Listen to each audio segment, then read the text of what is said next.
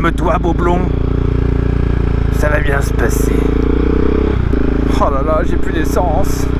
C'est complexe. Salut mec, ça va toi? Ouais. Bon alors, si je prends la moto que je filme, c'est assez... c'est exceptionnel. C'est complètement fou. Pourquoi?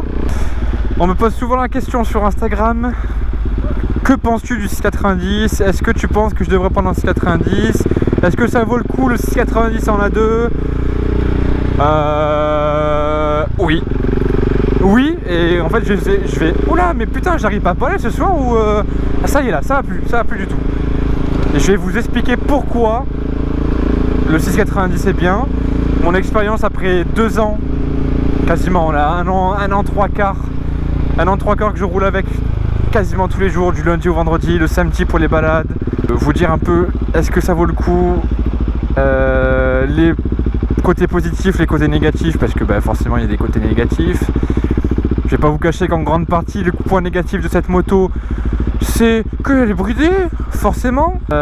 Donc, ma moto, c'est un 690 Duke 2017, avec actuellement 43 218 km au compteur. C'est beau, c'est un monocylindre, c'est beau. Déjà, c'est une moto, tu peux être assis, debout, couché. Tout passe en fait, concrètement tout passe. Vu qu'on est sur les points négatifs, deuxième point négatif, moteur monocylindre. Je m'explique, le mono 1 et 2 c'est très bien parce qu'il y a du couple. Oh, il est pas à l'aise lui hein. Ouais, donc du coup le mono c'est un peu chiant. Pourquoi? Parce que les grands trajets, c'est censé ne pas être fait pour ça, mais la moto a été conçue pour... Parce qu'elle est considérée comme un roadster, même si on a un peu la position du super mode dessus quand même. Donc les jambes bien pliées, on dirait qu'on est assis sur un petit canapé quoi, tranquillou. On est tranquille, c'est une moto qui met énormément à l'aise. Pourquoi? Parce que c'est un vélo. Je vais arrêter de dire pourquoi à chaque fois, parce que de toute façon je vais m'expliquer dans tous les cas. Je crois que si je dis pas trop de bêtises, elle va faire dans les 150 kg. Donc c'est quasiment rien. Tout plein fait je parle, 150 kg tout plein fait.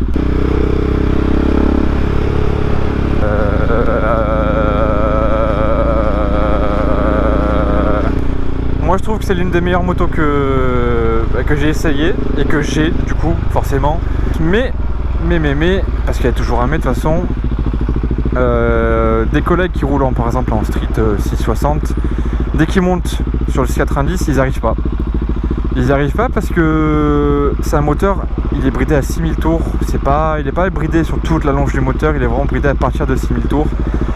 Il faut le savoir, en tout cas sur ces modèles là hein. Donc les anciens modèles, j'ai l'impression qu'il est différent quand même le bridage. Mais sur ce modèle là, en tout cas à 6000 tours, vous sentez, la poignée d'accélérateur ne sert plus à rien. Je la conseille, pourquoi? Parce que je roule tous les jours avec, je fais en moyenne 1000 km par mois avec. En moyenne, hein, ça dépend si je veux rouler le week-end ou pas. Je n'ai jamais eu un seul souci mécanique avec, à part là en ce moment. C'est même pas un souci mécanique en fait, c'est vraiment un souci d'usure avec le temps. C'est mon tendeur de chaîne de distribution qui est bloqué je pense, parce que elle ballotte la chaîne de distribution. Et ça fait un bruit qui est pas... Je sais pas si on entend là, mais c'est pas agréable quoi. Oui, il y a une belle vue quand même. Quand tu rentres du taf, j'arrête de te dire qu'il y a pire quoi. Hein, après, tout le monde dit oui, le mono c'est beaucoup d'entretien, tout ça. KTM préconise un entretien tous les 10 000 km sur le 690. En sachant que moi je fais une révision tous les 6 000 km. Je vidange, je change les crépines et les filtres tous les 6 000 km. Et tous les 10 000, je fais jeu soupape, purge d'embrayage. Les purges de frein je les fais moi quand je change mes plaquettes. Enfin bon, alors toi t'es vraiment en plein milieu ma belle. On double par la gauche ici, hein, pas par la droite les scooters s'il vous plaît.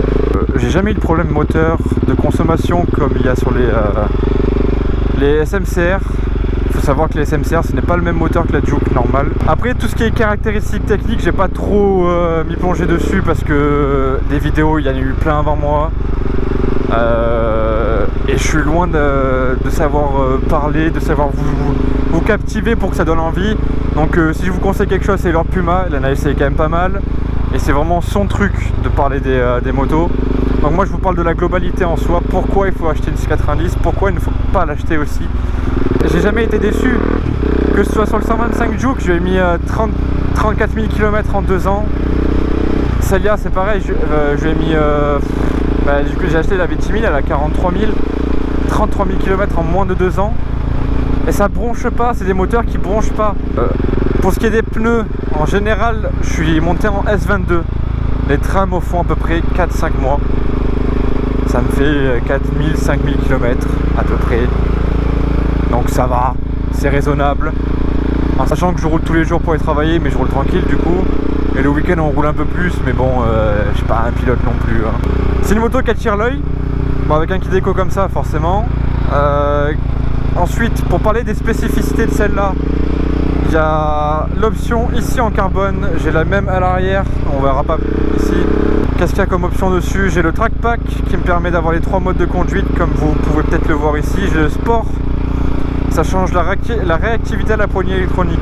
Donc mode sport, mode street, mode rain, pour la pluie c'est très pratique. J'ai aussi le traction control qui est désactivable.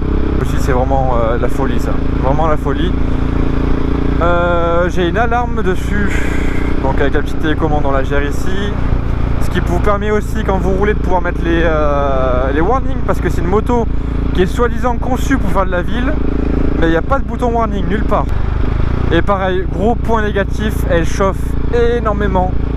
Après ça reste un mono, ça chauffe, c'est normal, mais je trouve qu'elle chauffe assez vite. Et en plus de ça, le ventilo qui se trouve juste là à gauche, et quand il déclenche le ventilo mon pote, tu le sais, parce que ça te brûle les jambes, mais alors laisse tomber, vraiment, ça te défonce les jambes. Surtout quand t'es pas en cuir, hein. En cuir tu sens rien, mais là, en pantalon, forcément tu sens.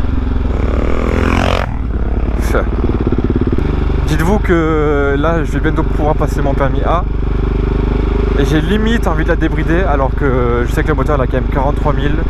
Ça peut tenir, mais après il va commencer à y avoir des frais assez importants. Honnêtement, je me tâte entre un trail et la 890. Un trail parce que je roule beaucoup. Donc forcément, rouler beaucoup égale confort. J'ai souvent ma copine derrière moi. Donc pareil, confort aussi. Mais bon, voilà, là c'est là, elle est confortable. Regardez, là je suis debout, mais je suis tranquille, je suis à l'aise. Et je roule très souvent debout d'ailleurs, hein, avec cette moto. Après, voilà, je trouve pas trop de points négatifs sur cette moto parce qu'il n'y en a pas énormément. Parce que j'ai pas eu de problème en fait, j'ai eu qu'une bonne expérience avec cette moto, elle est trop bien. Donc franchement, j'ai pas à me plaindre quoi. Nos amis les vélos, quand ils sont pas au milieu de la route, ils sont sympas. Après, si vous avez des questions sur le 690, des questions un peu plus, on va dire plus techniques, niveau moteur, entretien, tout ça, il y a l'espace commentaire qui est là pour ça. Je réponds sur Instagram, il n'y a aucun problème. Après, encore un petit point négatif quand même, quand je l'ai acheté, il faut assurer la moto.